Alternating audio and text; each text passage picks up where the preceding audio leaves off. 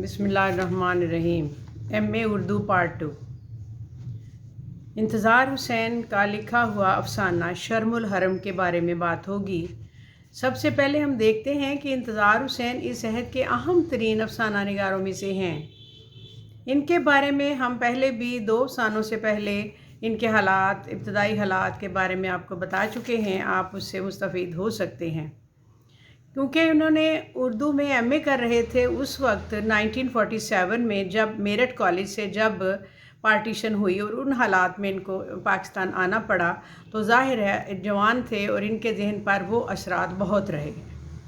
इसलिए उन्होंने अलामती अफ़साने और हिजरत का दुख इनको हमेशा से रहा है और हर अफ़साने में उसका वो ज़िक्र करते हैं। चुनांचे इस अफ़साने में ज़रा और तरह से वो फ़लस्तीन के मसले को लेकर आए हैं और अब देखते हैं कि इसमें क्या कहते हैं। इंतज़ार हुसैन इस अहद के चूँकि अहम तरीन अफ़साना निगारों में से हैं और इनके ज़रिए अफ़सानों में पुरतासीर असलूब के ज़रिए उन्होंने उर्दू अफ़साने को नए फ़नी और मानियाती अमकानात से आशना कराया।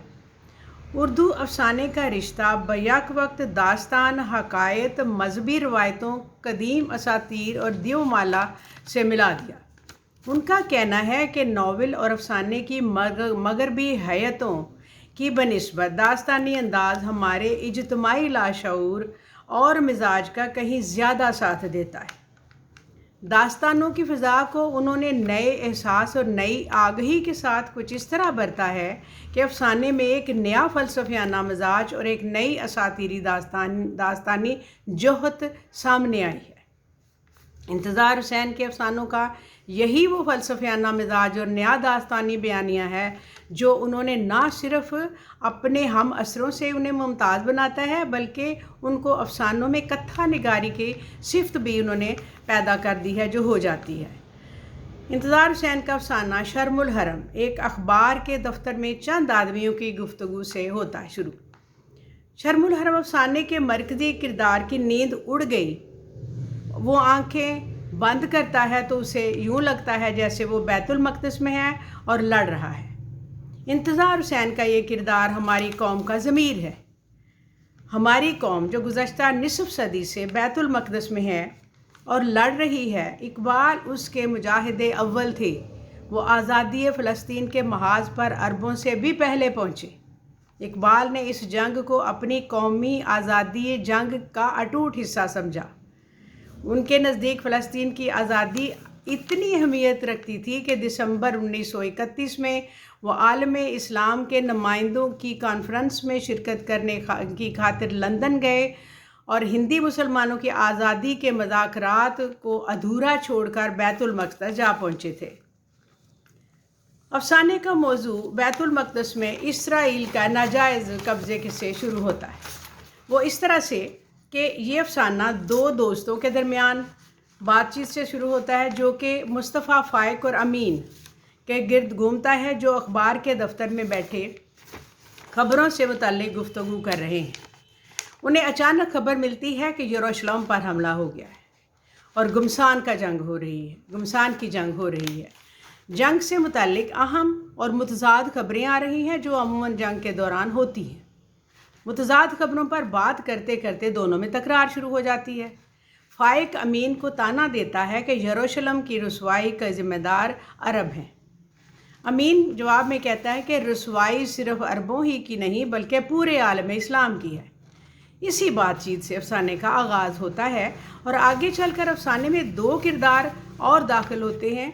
3 किरदार दाखिल होते हैं। एक सफ़ेद रेश अराबी, एक खूनी वर्दी वाला सिपाही और एक सुर्ख पटके वाला आदमी दाखिल होते हैं और वो अलामती तौर पर एक दूसरे से पूछते हैं कि क्या हम ज़िंदा हैं, और एक दूसरे से ज़िंदा होने की गवाही तलब करते हैं।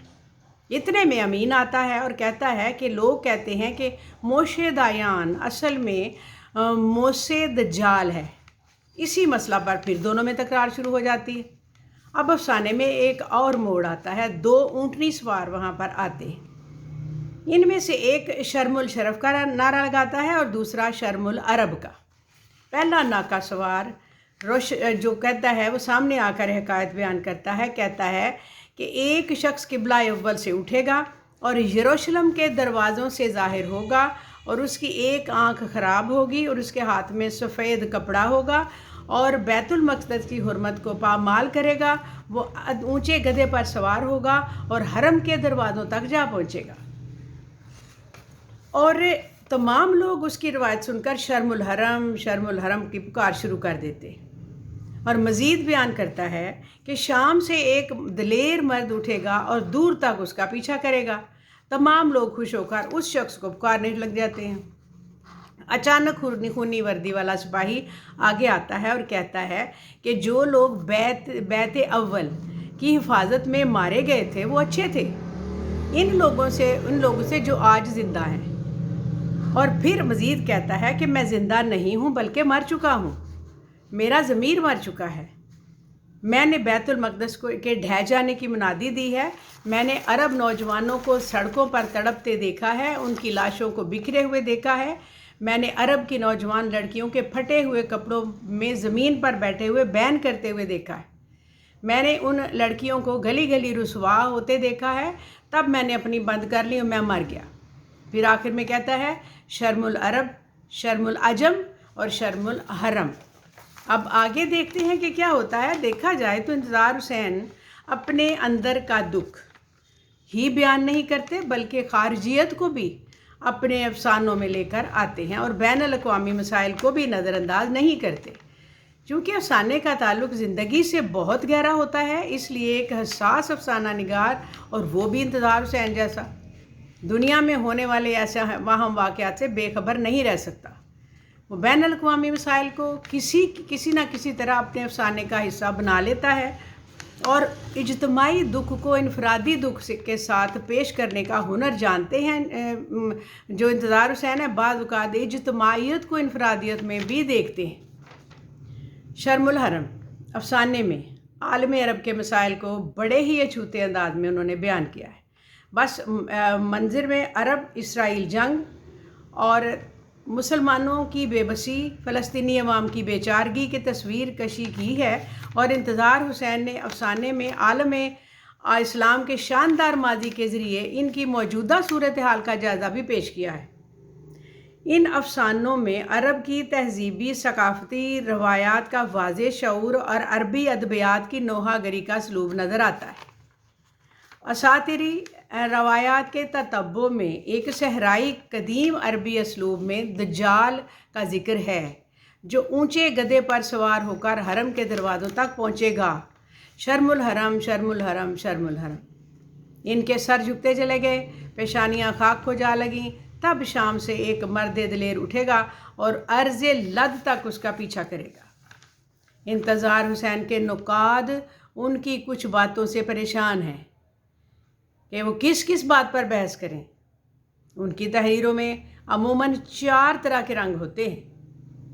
پہلے درجے میں تو معاشرتی رنگ ہی نظر آتا ہے جس کے ذریعے معاشرتی نظام کو ذہن نشین کرانے کی کوشش کرتے ہیں، اور دوسرے درجے پر ان کے ہاں جو رومانیت اور اخلاق کی منظر کشی ہوتی ہے۔ تیسرے حصے میں جو کہانیاں ان کے ہاں پائی جاتی ہیں اس میں سیاسی اور سماجی حالات کو مکمل طریقے سے اجاگر کرتے ہیں۔ چوتھے درجے کی کہانیوں میں عموماً نفسیات پر زور دیا جاتا ہے۔ پھر سائیکولوجیکل ہندو دیومالائی کہانیوں کو اچانک جو ان کی جاتک کتھاؤں کو بھی افسانوں کا موضوع بنا لیتے ہیں۔ لیکن شرم الحرم کا وہ بیت المقدس کا جو بیان انہوں نے اس میں کیا ہے اس میں اسرائیل کی فتح اور مسلمانوں کو شکست کا سامنا ہے، اور اسی تناظر میں عربوں کے ماضی اور حال کا انہوں نے افسانہ میں جائزہ لیا ہے۔ یہی انہوں نے اس میں تفصیل بتائی ہے کہ کس طرح سے وہ فلسطین کا جو مسئلہ ہے وہ حل ہونے میں نہیں آ رہا اور عرب اس میں پستے جا رہے ہیں، اگرچہ عربوں کا بھی قصور اپنا ہے کہ انہوں نے اپنا ماضی بلا دیا اور اپنے جو حال کو دیکھا، اور حال اور مستقبل کی انہیں فکر نہیں، حال میں وہ مگن ہیں، انہیں معلوم نہیں کہ انہوں نے اپنا ماضی بلا دیا ہے اور کس طرح سے وہ دنیا میں شکست کھا رہے ہیں۔ اور اس کو آپ جب اپنے کویشچن تیار کریں تو اس کو ضرور سنیں، اور اب افسانے کے پڑھنے کے بعد اس کو سنیں اور اس میں سوال اپنا تیار کریں، سن کے آپ سوال لکھیں۔ شیئر کیجئے، لنک کیجئے، سبسکرائب کیجئے۔ شکریہ، السلام علیکم۔